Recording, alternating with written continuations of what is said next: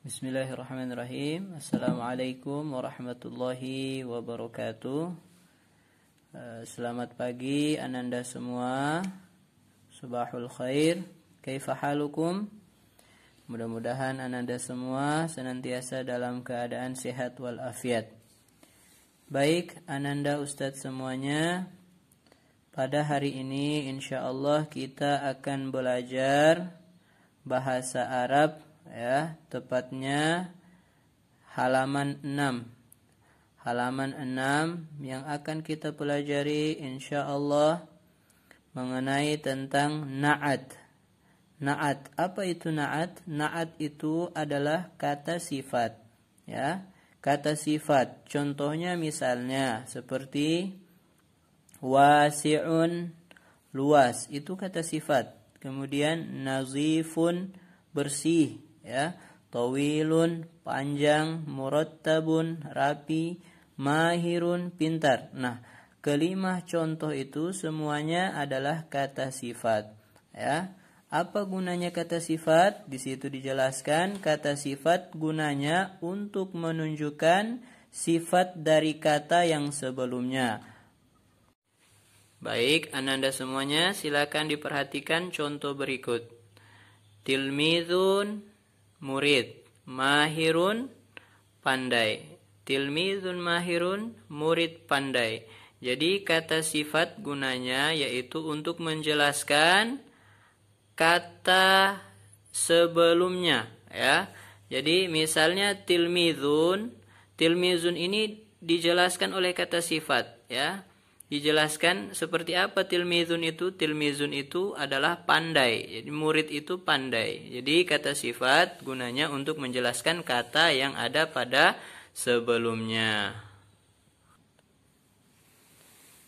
Baik, ananda semuanya, dalam bab ini kita akan mempelajari kata sifat yang berkedudukan, ya, yang berkedudukan sebagai khabar.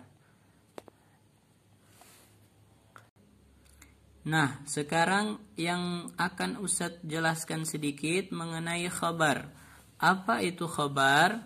Khabar adalah, ya, kata yang datang di kedua, ya, maksudnya kata yang kedua. Seperti misalnya tilmizun. Tilmizun ini dimaksud dengan mubtada atau awal dari kata, awal dari kalimat, ya. Kemudian khobar adalah penjelasan dari kata yang pertama, ya, atau bisa juga disebut kata yang datang kedua, ya, setelah kata yang pertama. Itu dimaksud dengan khobar. Kemudian kita lanjut. Dan pada umumnya dalam keadaan nakiroh, ya. Kemudian sementara mubtada, nah mubtada Ustadz sudah jelaskan tadi bahwasanya mubtada adalah awal dari sebuah kalimat, ya. Nih, ini adalah mubtada, tilmizun mubtada, mahirun khabar. Baik, kita lanjutkan. Kemudian dalam keadaan ma'rifat. Jadi Ustaz jelaskan sedikit perbedaan antara ma'rifat dan nakiroh. Nah, sekarang Ustaz akan sedikit menjelaskan tentang apa itu ma'rifat dan apa itu nakiroh, ya. Ma'rifat adalah kata yang diawali dengan alif lam, ya. Misalnya seperti contoh berikut, alif lam, ya, ini dimaksud dengan ma'rifat. Dibaca al-baitu. Dibaca al-baitu.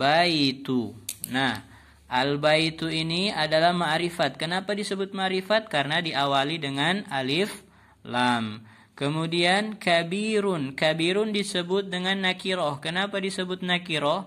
Karena dia tidak diawali dengan alif lam seperti yang di al-bait, ya. Jadi kabirun saja, tidak pakai al-kabiru, hanya kabirun. Nah, ini disebut dengan nakiroh. Jadi itu penjelasan tentang ma'rifat dan nakiroh ya. Kemudian kita lanjut. Kita lanjutkan dalam keadaan ma'rifat yang terdiri atas isim isyarah dan isim ma'rifat. Ya. Pola kalimat ini adalah sebagai berikut. Nah, contohnya di sini hadza, hadhihi, dzalika, tilka. Ya, ini dimaksud dengan isim isyarah. Apa itu isim isyarah? Isim atau kata tunjuk ya. Isim isyarah adalah kata tunjuk. Hadza misalnya artinya ini. Hadhihi artinya ini juga ya. Kemudian dzalika artinya itu, tilka juga artinya itu. Nah, ini disebut dengan isim isyarah ya.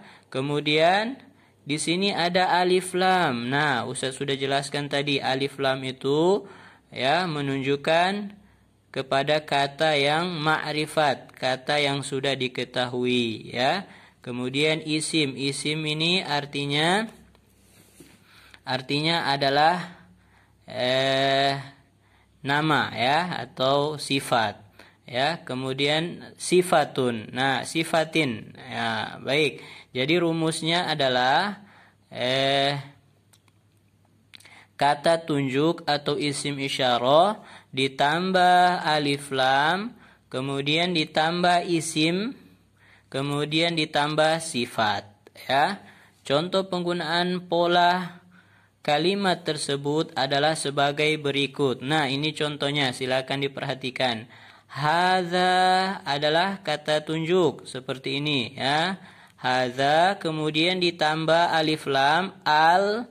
Nah, ditambah alif lam kemudian ditambah isim. Nah, isim di sini adalah bait. Bait itu isim ya. Jadi hadzal baitu ini adalah rumah nadhifun ya, sifat tambah sifat nadhifun bersih. Ini rumah bersih ya, atau rumah ini bersih ya. Kemudian nomor 2 hadhihi. Nah, hadhihi nih kata tunjuk ya, isim isyarah. Alif lam ini alif lam tambah kemudian isim ghurfatun isim, kemudian tambah sifat dayyiqatun. Hadhihi al-ghurfatu dayyiqatun, artinya kamar ini sempit. Nah, kenapa di sini menggunakan hadza, di sini nomor 1 menggunakan hadza, kemudian nomor 2 hadhihi?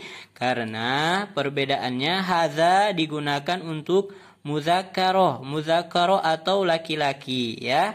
Apa itu muzakkaroh? Muzakkaroh yang di akhir katanya tidak memakai ta marbutoh, seperti hadza al-bait. Al-bait tidak pakai ta marbutoh ya. Makanya dia menggunakan hadza. Kalau ini hadhihi karena dia memakai ta marbutoh, ini dimaksud dengan ta marbutoh, ta yang terikat ya, maka dia dibaca ghurfatu sehingga sebelumnya memakai hadhihi. Sama dengan contohnya misalnya hadhihi tilmizatun. Nah, khusus untuk perempuan hadhihi. Kalau laki-laki hadza tilmizun. Nah, seperti itu ya. Baik. Demikian penjelasan mengenai tentang na'at atau kata sifat. Silakan Ananda semuanya simak dengan baik dan perhatikan setiap apa yang sudah Ustadz jelaskan.